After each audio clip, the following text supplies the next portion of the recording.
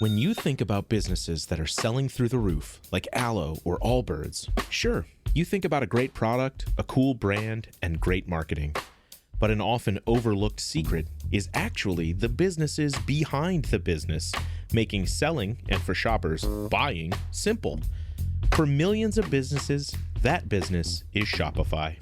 Nobody does online business better than Shopify. It's home of Shop Pay, the #1 checkout in the world. You can use it to boost conversions up to 50%, meaning way less carts going abandoned and way more sales going through to checkout. Sign up for your $1 per month trial period at shopify.com/income, all lowercase. Go to shopify.com/income to upgrade your selling today. That's shopify.com/income.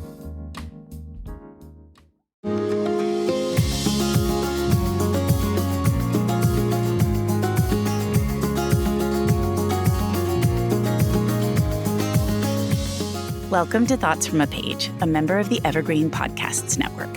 I'm Cindy Burnett, and I am so glad you're here. I personally select and read every book featured on the show so I can bring you thoughtful, spoiler-free author interviews. Whether you're deciding what to read next or looking for deeper insight after finishing a book, you're in the right place. I hope these conversations will enrich your reading life. In addition to the podcast, I write a monthly column, Buzz Reads, featuring my top 5 picks for each month, which is linked in the show notes. Do you love to be in the know about upcoming books? Well, Kelly Hooker of At Kelly Hook reads books, and I do too. And our 5th literary lookbook is a comprehensive list of over 600 titles releasing from January to May of 2026, curated for our communities.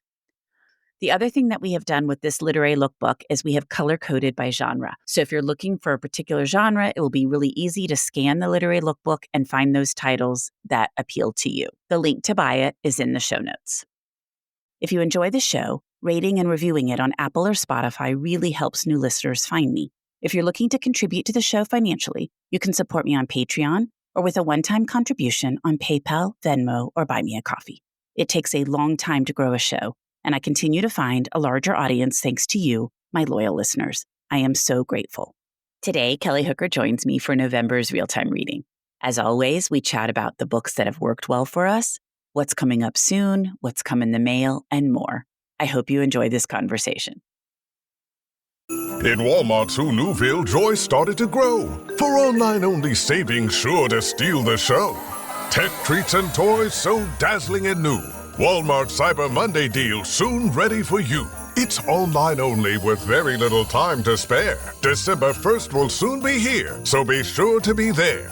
The Who's are prepared. Are you ready too? A day packed with savings. Amazing! Who knew? Subject to availability, terms and fees apply. Your planet is now marked for death. Marvel Studios' The Fantastic Four First Steps is now streaming on Disney+. We will protect you. As a family. Light him up, Johnny! Marvel's first family is certified fresh on Rotten Tomatoes. That is fantastic. And critics say it's one of the best superhero movies of all time. Oh! Marvel Studios' The Fantastic Four First Steps, now streaming on Disney+. Rated PG-13. What time is it, Ben? It's clobber time! Welcome, Kelly. How are you? I am doing well. I just got done with a meal prep extravaganza for like 4 hours with a good friend. So ready to sit down and chat books. That sounds like a ton of fun. I need a friend here to do that with me. It was great. She does all of the meal planning and shopping prep, and then she just shows up with all the stuff. It's a gift. That is a gift. Yes. Yes. How are you? I'm doing well. All is good here. I have been receiving all sorts of books, looking ahead to 2026, which has been fun. And not too long ago, a bunch of my friends from college were here, so it was really fun to hang out with them, spend time together, show them Richmond. It was just wonderful. I love being around people who know you from a different season of life, and just there's this understood camaraderie about what you share together and the ways that they know you so well. It's really special. It really is. And that you're able to just fall back in to your relationships. You know, we keep up okay on a regular basis, but to be able to just spend all that time together again and pick up where we left off. Yeah, I love that so much. Yeah, me too. What's been happening on your end? Well, I am looking still just for 2026 releases that I've loved. And It hasn't been working as well for me as I would have hoped, but I am really enjoying digging into my backlist and switching out some of my Battle of the Backburners bracket, which is the way I kind of make backlist reading competitive and a little competition for myself. So you'll see in my reading updates today that I've got a few backlist reads. Oh, that's fun. I had meant to do more of that this fall, and it's been so busy, I just didn't get to as much as I had hoped. Yeah, that happens. That's the nature of a back burner. That's true. And I've actually interspersed them throughout the year more than I normally have. So I think I didn't feel the pressure to be like, okay, I've read nothing old. Everything I've read is new. Yeah, it's good to have that balance. I think as a reader, we need that break because sometimes when you're reading only upcoming books, you don't get that tried and true book that other people have kind of vetted for you, readers that you trust. We're going in a lot of times blind as far as how the book is going to be received. So sometimes if you need a quick win or something that you know will be a better fit for you, the backlist is just the way to go.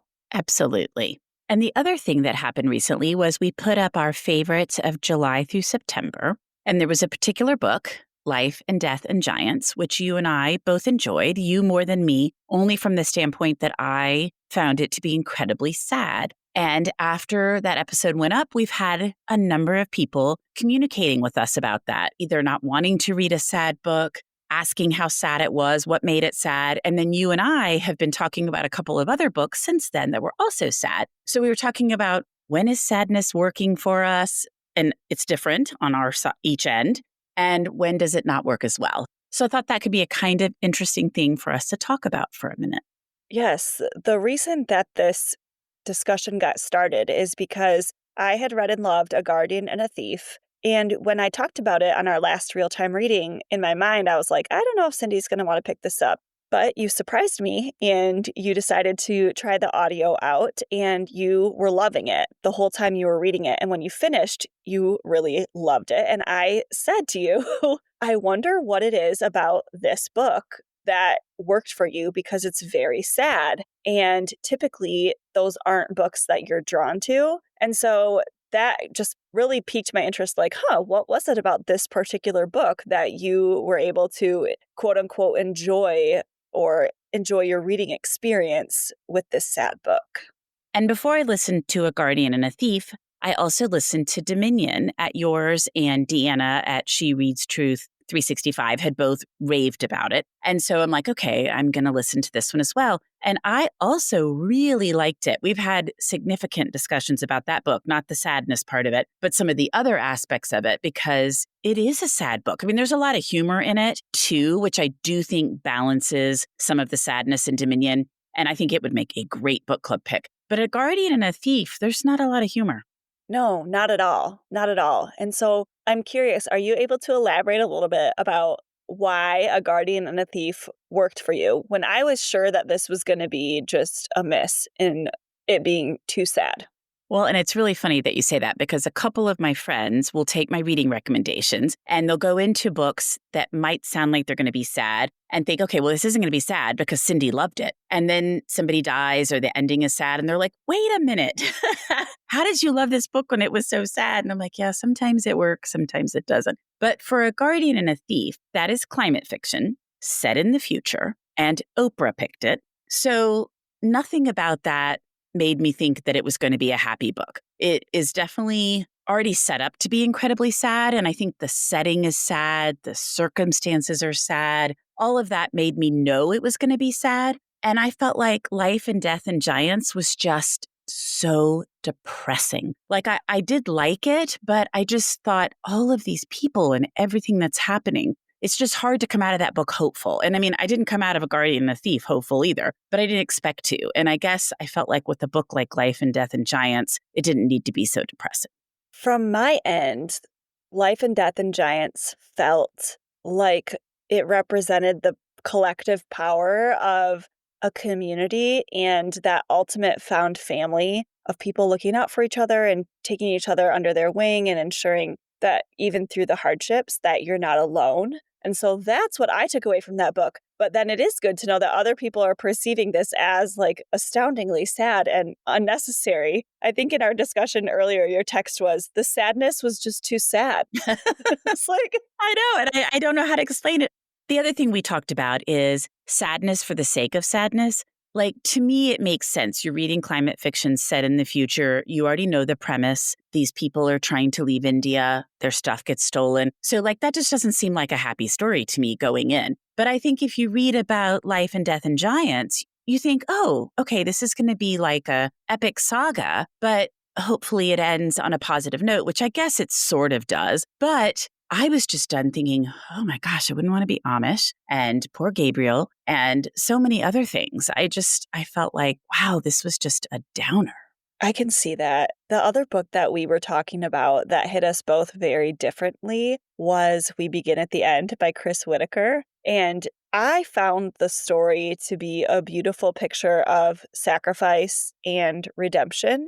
I was thinking, if I had to describe that book in one word, it would be redemptive. But you don't feel that way. No, I just felt like it was really depressing. And I felt so sorry for all those people and the choices they made and just all the way around. I was like, wow, this is a bummer of a book. I do remember one scene in that book. I won't describe what it is, but I remember reading it and feeling like I had actually been like punched in the stomach. Like, oh, that makes you recoil a little bit. And because of that, I just remember exactly where I was sitting, what I was wearing. Like, it's so memorable. And when else do you have an experience like that with a book? Like, there's so many books where I'm just like, oh, okay, that's in and out. But this one, it's like, that was 2020, and I still can remember exactly where I was and how it hit me. I don't know. Somebody describing as feeling like I was punched in the gut isn't something I'd want to replicate. But that's true. I don't. No, thank you. This is true. But because I was in the throes of despair, I was able to come out of it. Like, when the redemption arc in my mind occurred, I was at such a low that, and then when things came full circle, it just felt so profoundly like beautiful to me. The Four Winds is the other book we were chatting about because I actually loved that book. But again, like, I don't go into a story about the Dust Bowl thinking, wow, this is going to be cheery. So I think I knew it would be depressing. That's a terrible time period. So sad. Everybody endured so much. But I understand your points about it as well. And I've seen a number of people say that. So I realize that a lot of people think, wow, that was a depressing book. But I sort of feel like, well, that's the point. It was the Dust Bowl. That is so funny. You're just very practical about your stories. You're like, okay, if this is a known historical event, or if we can all agree that this is sad before we go into it, like that expectation, then I am okay with being sad. But if you try to dupe me and manipulate my emotions, I won't have it. Yeah, so maybe that is it. Maybe it is expectations. And that is interesting. But also, I do feel like you generally do like sadder stories than I do. I mean, I'm known to not like sad stories often. So I don't know. They don't work as well for me, usually, as they do for you. My reading life doesn't often change depending on the circumstances of my life or the broader world around me. I think I have a high tolerance for taking in a lot of different types of stories, no matter what the cultural environment is or like my home life. So I know some people are more intentional about what types of books they pick up at what times in their life. And that makes sense to me. I think that's right. And I also think I just really internalize some of that stuff, much like I don't like super scary stories or women being hidden away or kidnapped or mental institutions. Some of that just really does a number on me. So I think this is probably in line with that.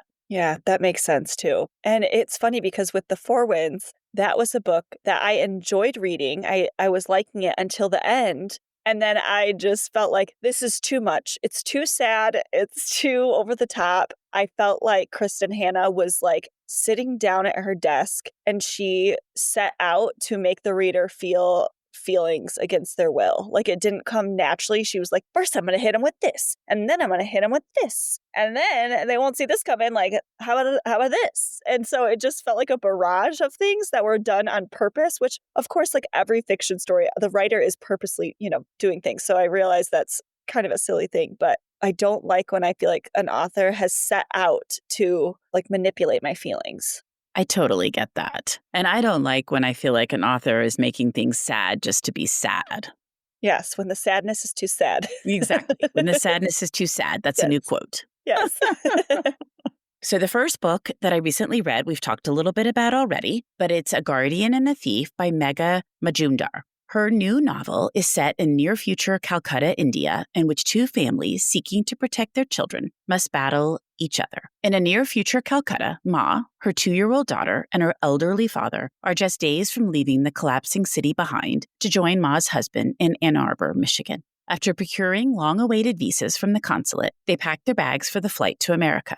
But in the morning, they awaken to discover that Ma's purse, containing their treasured immigration documents, has been stolen. Over the course of 1 week, A Guardian and a Thief tells 2 stories. The story of Ma's frantic search for the thief while keeping hunger at bay during a worsening food shortage, and the story of Boomba, the thief, whose desperation to care for his family drives him to commit a series of escalating crimes whose consequences he cannot fathom. With stunning control and command, Majumdar paints a kaleidoscopic portrait of 2 families, each operating from a place of ferocious love and undefeated hope, each discovering how far they will go to secure their children's future as they stave off encroaching catastrophe.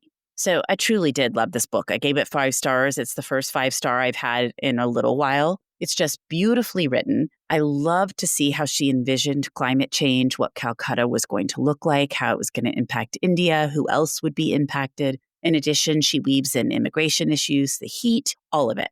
I just thought it was beautiful. The other thing is she alternates or toggles back and forth between who's the guardian and who's the thief, and I thought that was very clever. I listened to this one, and the audio is outstanding. The way the audio handles the phone calls is just so well done. You know immediately that they're on a call whenever she is communicating with her husband or whenever Boomba is communicating with his family, and I just thought that was great. My one small comment was that Ma's child is supposed to be 2, and I wasn't really sure any 2-year-old was quite as with it as this 2-year-old. What did you think?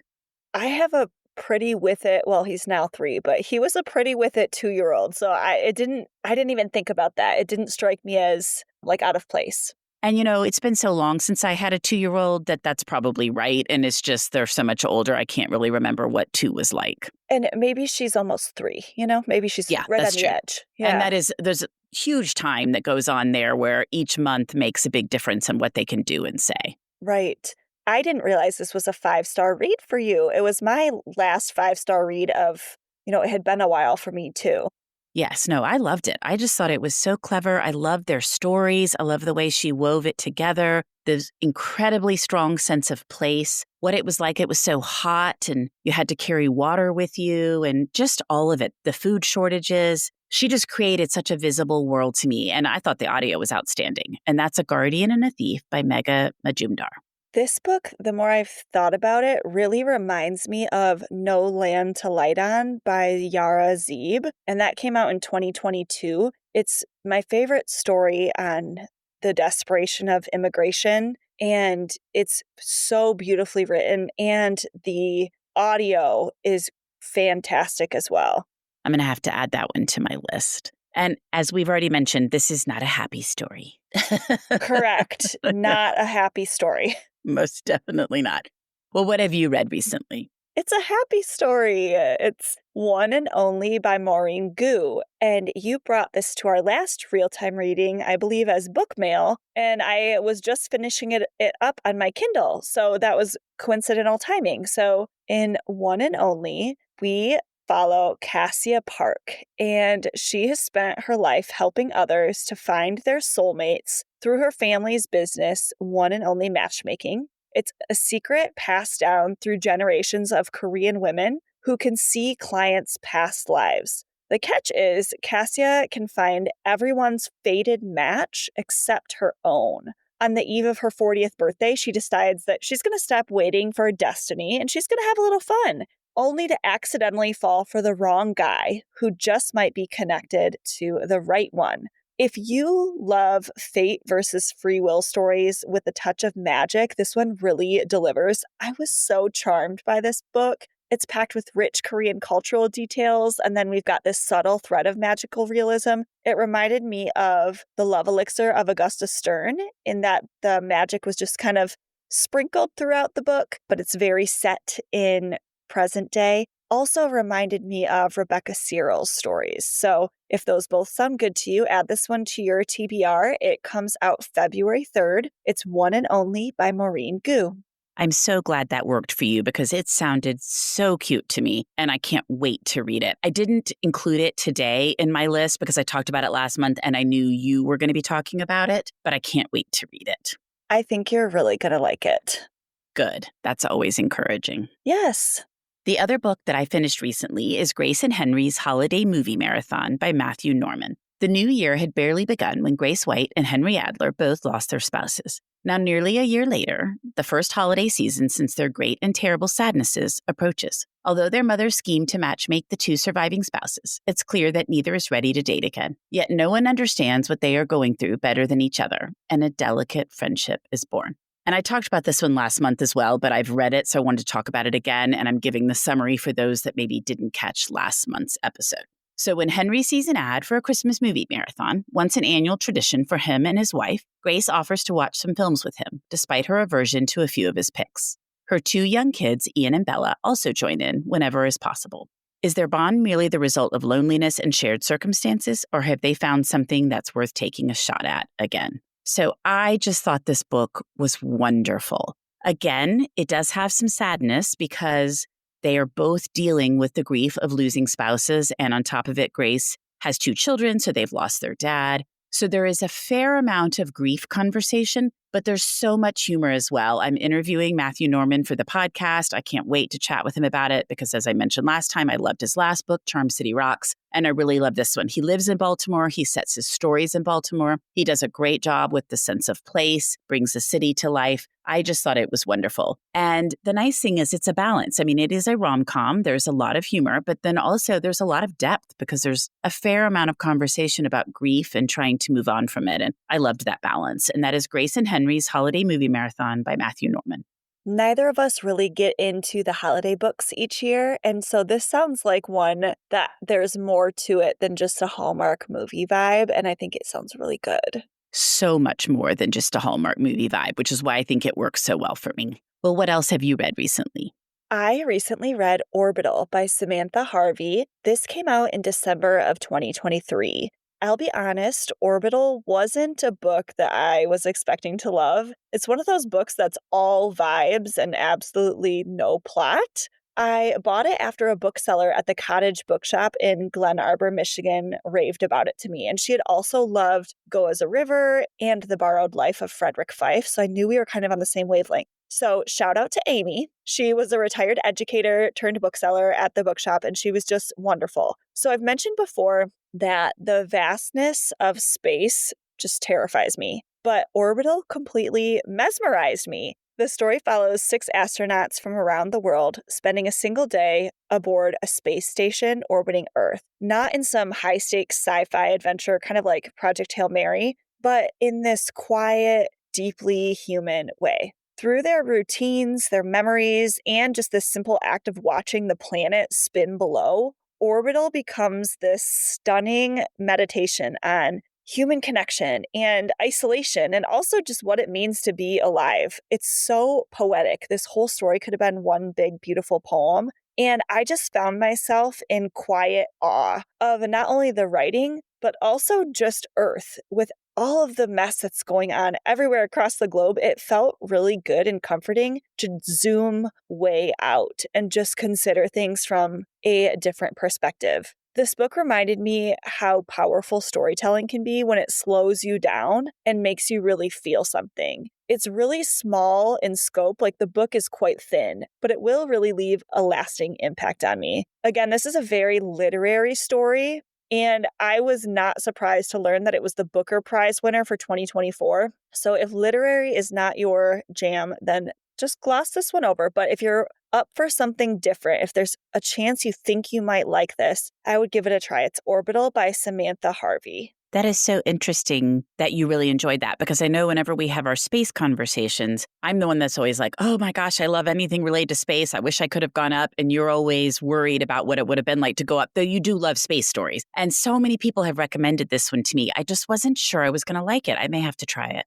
I know. I don't know what it is about the space books that draw me in because I am so terrified of space, but this one almost was comforting to me in a way. It felt like space was giving me a little hug of some sort because it was so focused on Earth and not necessarily like exploring the vastness of space. Earth was always in view. And just the little mentions of things in space, like they're playing cards, but they have to Velcro them to the table. And, just simple things about being in orbit that I was like, oh, that's interesting and is probably true, but I had never considered that before. So if you have, a day to read this, I would definitely pick it up. The audio was really beautiful, but I listened to it at 1.0, which I never do because I felt like I didn't want to miss anything. The writing was so good. So I had a physical copy too, and I did prefer that format. Okay, that's good to know. I was going to ask you what you had done because A Guardian and a Thief, I had started reading and I did like it, but it was digitally because I had it from NetGalley. And then I waited on the audio and I thought the audio was definitely the way to go on that one.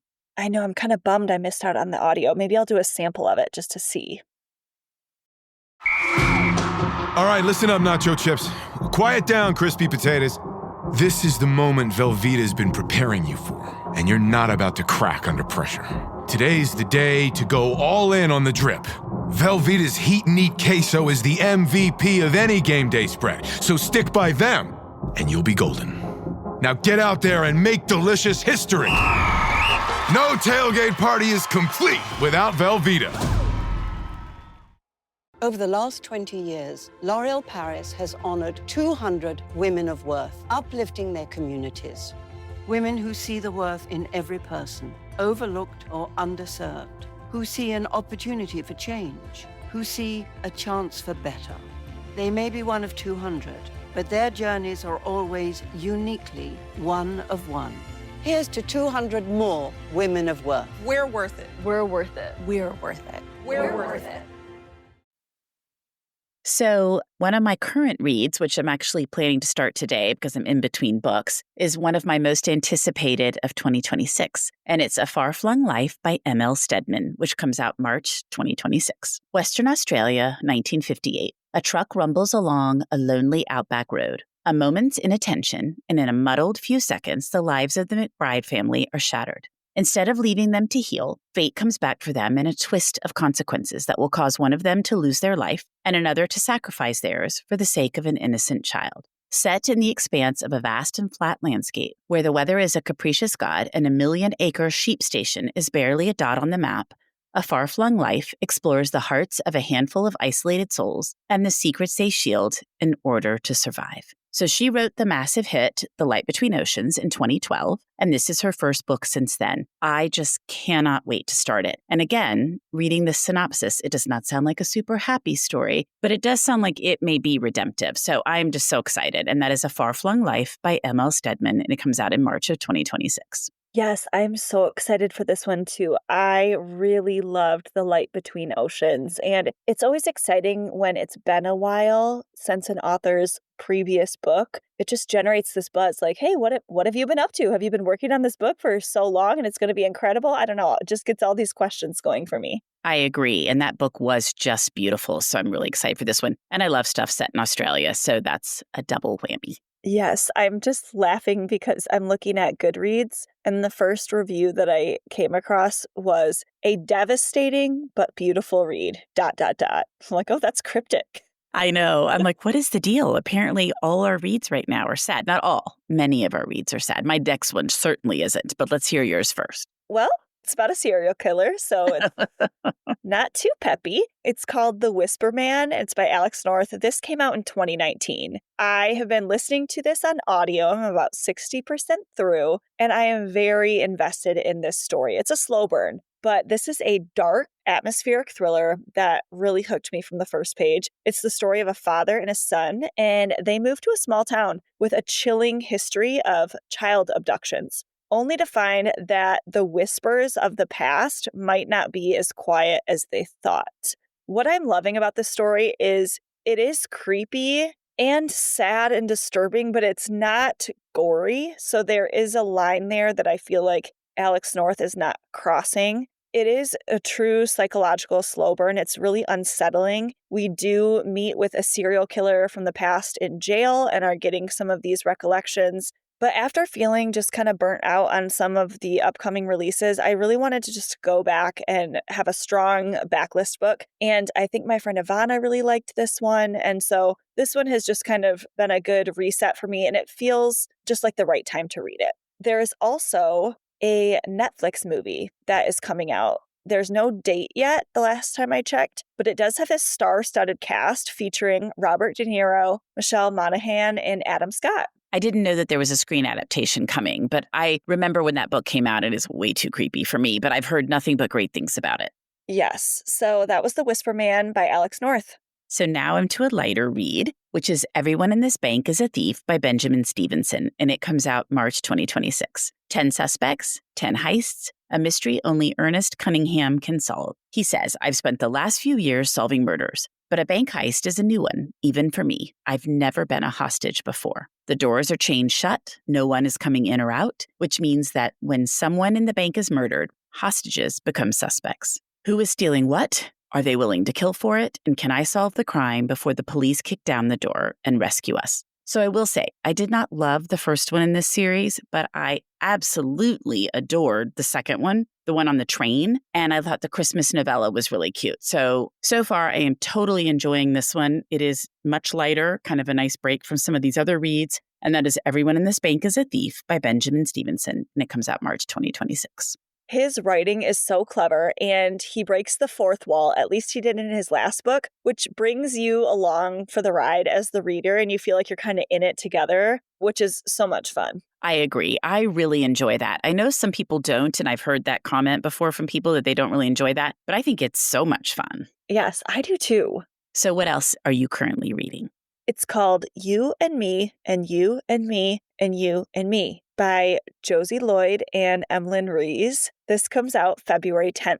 I needed a lighter read to balance out the darkness of my previous serial killer book. And a few months ago, I accidentally downloaded this book to NetGalley, which has never happened to me. I was on my phone and I was just dealing with the boys and clicked something. And next thing I knew, I accidentally downloaded this book to NetGalley. And I'm like, oh, now I got to read this. I know nothing about it. Like, it was from a publisher email and it had just clicked and I had accepted it. So after I was looking into it, I'm like, oh, actually, this sounds kind of cute. So this is a time-bending love story, and it feels really nostalgic so far. I'm just getting started. It follows Adam and Jules. They are a married couple stuck in a rut after nearly 25 years together, who discover that their old mixtapes have the power to send them back in time. What starts as a sweet chance to relive their early love quickly turns into a risky game of what-ifs that could change everything. So far, I'm loving that this book just really hits on how life can get in the way of marriage. This couple has adult or older children, and I'm not to that phase yet, but I can just relate to some of the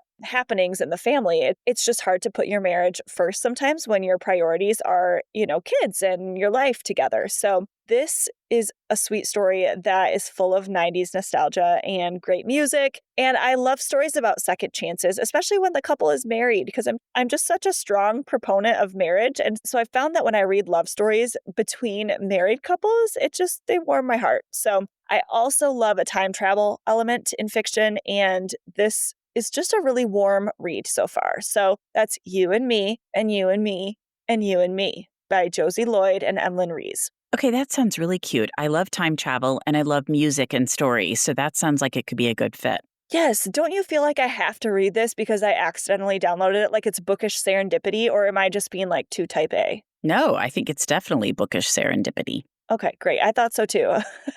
So now we'll get to what's up soon. Next up for me is Family Drama by Rebecca Fallon, which comes out in February 2026. It's 1997, and snow is blanketing a New England beach. Two befuddled 7-year-olds watch as their mother's body is tipped overboard on a crumbling boat. A Viking funeral followed by a raucous wake.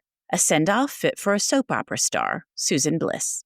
15 years earlier, Susan is a blazing, beautiful young woman, passionate about her art. It's impossible not to fall in love with her, and so Alcott, a practical professor, does, hopelessly. And so begins the love story of Susan's two-paneled life, an unconventional, jet-lag-filled arrangement that takes her back and forth between her home in New England as a wife and mother to young twins, and the bright lights of soapy Los Angeles. In the present, Susan's twins grow up in the shadow of her all-consuming absence. Sebastian, a sensitive artist, cleaves to her memory, while Viola, resentful of her mother's torn allegiances, distances herself from the memories of her. But when Viola runs into her mother's old co-star, Orson Gray, now a renowned Hollywood star, she finds herself falling deeply in love with him and begins to put together the pieces of a mother she never really knew. So this book has the same editor as Broken Country, and I am so curious to read it. I love the cover, and the premise sounds really intriguing, and that is Family Drama by Rebecca Fallon, out February 2026. Yes, this one sounds really great. It really does, and the cover is beautiful. I was going to mention that too. I figured you would pick up on that. Yes, you know me and covers. Yes. Well, what about you? What's up next for you? Kin by Tayari Jones. This comes out in February as well. Tayari Jones is the author of An American Marriage, and I already know that I'm in for something really beautifully written and emotionally layered. Kin follows two lifelong friends, Vernice and Annie, who grow up together in a small Louisiana town, but they end up on very different paths. One finding an opportunity and sisterhood at Spelman College, the other chasing the mother who abandoned her. Years later, their lives collide again after a devastating tragedy. This sounds like a story full of heart, history, and complexity, and I just really love stories that touch on friendship and motherhood. I'm especially drawn to stories about lifelong bonds and how they're tested over time. So this one feels like it's going to hit all the right notes for me. That's Kin by Tayari Jones. That one just came across my email recently, and I was trying to decide whether it would be a good fit or not for me. I can't wait to hear what you think. Did you ever read An American Marriage? I didn't. Okay. I was going to see what you had thought about that one, but I will report back on this one and let you know. Sounds great. The other one that's up for me next is another one that I'm very excited for in 2026, and that's Bumblebee Season by Eileen Garvin, and it comes out April 2026. Beekeeper Jake Stevenson should be celebrating. After winning a prestigious culinary award, his fledgling honey farm has been inundated with orders. But as he approaches his largest harvest ever, Jake is worried. He can't seem to hire any helpers, and there's no way he can do it all by himself. Meanwhile, Flaca Lopez, a Mexican teen sent north by his mother to escape growing danger in his village, has become separated from his companions and is lost on Mount Hood, hungry, scared, and alone, when he stumbles upon Jake's beehives in a high alpine meadow. And Abigail Plew, an entomology graduate student who prefers insects to people, is studying Mount Hood's threatened western bumblebee. And her research might be the only thing standing between the pristine wilderness and a controversial plan championed by a local rabble-rouser, would-be Sheriff DeWitt, to build a commercial hunting camp there. So I loved her last book, Crow Talk, and I am so excited for this one. As I was doing some research into it before we were chatting, people were saying it's a sequel to her first book, which is something about bees as well. The Music of Bees. The Music of Bees, which I have not read, but they also said it could serve as a standalone. So I was trying to decide if I was going to go back and read The Music of Bees and then read this one, or whether I'm just going to read this one. And that is Bumblebee Season by Eileen Garvin, and it comes out in April. Yes, Crow Talk was phenomenal. And she just has this grasp on the natural world, and you can tell she's so passionate about it. So this one sounds great. That's exactly what I was going to say. She weaves in the natural world with these just wonderfully genuine characters. She does such a good balance of bringing the natural world to life, but also inhabiting it with these people that you just want to know more about. Definitely.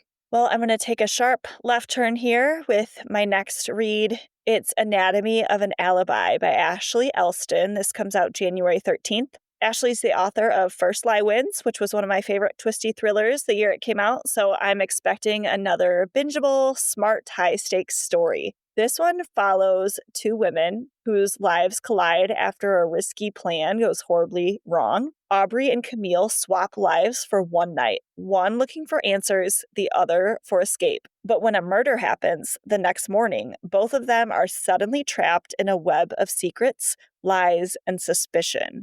I'm so intrigued by the setup. We've got the two women and a murder and a shifting sense of who's telling the truth. It sounds really tense and clever and just so right up Ashley Elston's alley. So this is Anatomy of an Alibi by Ashley Elston. I can't wait to hear what you think. Yes, I know that my friend Melody at Books and Chicks has read this one recently, and she really liked it. And she's picky about her thrillers in the best way. And so I'm like, okay, if it passed the Melody test, this is probably going to be a solid thriller. Okay, good. Well, what about anything that hasn't worked for you? No, actually, I don't have anything this time around, but I think it's because I have been dipping into backlist a little bit. And so my likelihood of enjoying a book, I think, goes up a little bit more since I've been doing more books that have kind of passed the test of time. That makes sense. Yeah. How about you? I have a couple. The first is one that I talked a little bit about last time. It's A Dark and Deadly Journey by Julia Kelly. It's the third book in the Evelyn Redfern series. So I listened to this one, and I don't know if I had read it, if I would have picked up on this, but there was so much he said, she said, he said, she said. I was thinking is particularly when you're reading dialogue, I was like, do they need to say he said, she said after every little thing each person said? It was so repetitive. I feel like it had to be at least 500 times. After a while, I was like, oh my gosh, good thing this isn't a drinking game, or I'd be like on the ground. Okay, that just needs to be a DNF. I mean, I finished it because I wanted to know what happened, and it was set in Portugal, but I just could hardly get over how many he said, she said. Plus, and the other thing that didn't work so well for me was that I could tell who the bad guy was from the beginning. And I thought, oh, it's going to not be him. This is a red herring, but it was him. Oh, okay. Well, then it's a red herring because you're going to think this is the red herring, so it can't be it. And so it's kind of a gotcha. Psyched me out. Yeah. Yeah. And the other was a DNF, and it was The Picasso Heist by James Patterson and Howard Rogan. I guess you say Rogan. It's Roughan. Roughan? I don't know. Rogan or Roughan. So one time I read a James Patterson collaboration. It was actually recommended by you. It's called The Writer. I can't even think of who he wrote that one with. And it was actually really fun, like such a good popcorn thriller. My husband read it as well. We still talk about it. There were these great twists and turns, but I keep trying on some of these other collaborations and I'm getting nowhere. I do hear that the Clinton collaborations are good, so I should try those, but this one was not. I didn't like the writing. It was silly. The story was implausible and predictable. And I was so bummed because I love art. So I was like, oh, this will be so fun. A missing Picasso that people didn't know about, but it just didn't work. The cover's fun, though. Okay. Well, it's got something going for it. Exactly. Well, have you gotten any good book mail? This next one is a book that I think we'll both be very excited about. It's called Enormous Wings by Laurie Frankel, and it comes out May 5th. Laurie is one of those authors who can take a timely premise and just make it really engaging and thought-provoking. And this book sounds exactly like that. The story follows Pepper Mills. She's a 77-year-old woman who moves into a retirement community in Austin. She makes new friends and she even falls in love. And then she discovers she's pregnant. What follows is a whirlwind of media frenzy, moral debate, and personal reckoning as Pepper tries to decide what she wants for herself when everyone else wants to decide for her. It's being described as a sharp, funny, and deeply human exploration of autonomy, aging, and the right to choose, no matter your age. I'm really looking forward to seeing how Frankel handles such a bold topic and how she pulls this off. That is Enormous Wings by Laurie Frankel, and it comes out May 5th. So either Mary or Pamela posted about this one not too long ago and how good it was. I just cannot wait. Oh, I'm glad that they enjoyed it. They did. They were raving about it, whichever one of them it was. Right. Oh, good. That's great. Okay, what is the next book mail arrival from you? So I have one that is slightly out of character for me, and it is Cleopatra by Sarah L. Arifi, and it comes out February 2026. You know my name, but you do not know me. Your historians call me seductress, but I was ever in love's thrall. Your playwrights speak of witchcraft, but my talents came from the gods themselves. Your poets sing of my bloodlust, but I was always protecting my children.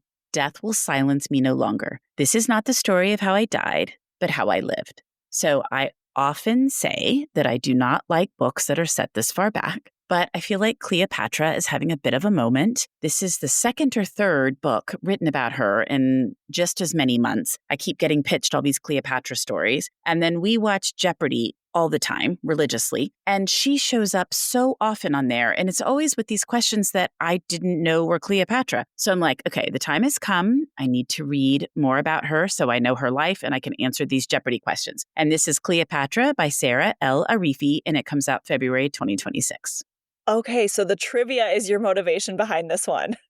Well, and I'm also kind of curious to learn more about her. I read that book, which is not set in this window of time, but it was way farther back, about the guy that time traveled back to Constantinople and, the early hundreds AD. And I really did enjoy it. So I'm like, maybe it's just those middle years, like the 1200s, the 1400s. Maybe I need to just go really far back and I'll enjoy it. So I'm going to try. Yeah, I will be so curious what you think. And if anything, you'll be just beating the Jeopardy opponents. So that's great. Yeah. And we do trivia nights, though I don't feel like the trivia nights we do, anyone's ever talking about Cleopatra. But if they do, I'll be there. You'll be ready. You'll be ready. I'm like, I am the Cleopatra expert. What else has come for you? A Box Full of Darkness by Simone St. James. Okay, I cannot wait to pick this one up. She has such a gift for blending the eerie with the emotional. And A Box Full of Darkness has been described as her creepiest novel yet. The story follows 3 siblings. We've got Violet, Vale, and Dodie, who fled their hometown of Fell, New York 18 years ago after their little brother vanished during a game of hide and seek.